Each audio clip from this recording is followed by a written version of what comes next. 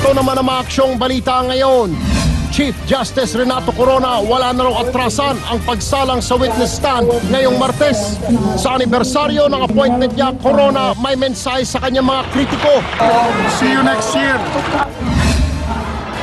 Manila Mayor Lim namigay uli ng tulong sa mga nasunugan sa Tondo. Isang araw matapos pagkaguluhan naman si Erap. Ilang dormitory at boarding house sa Maynila, peligroso.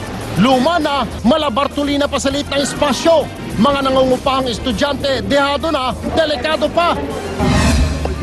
Sa police report, truck na may kargang hollow blocks, sumalpok sa poste at tumagilid.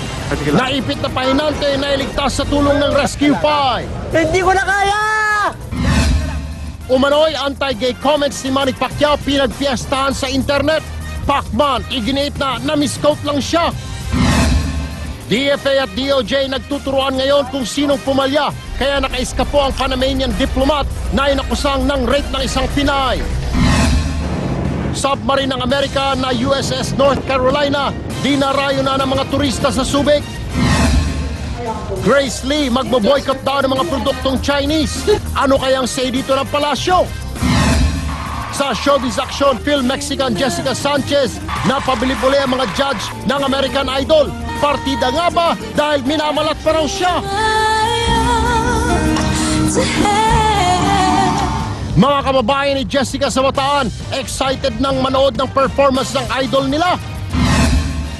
At pagkabading ng isang lalaki, nahuhulaan daw kahit sa mukha lang.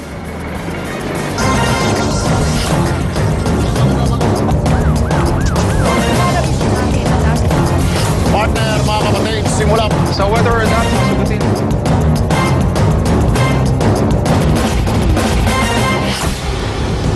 A 17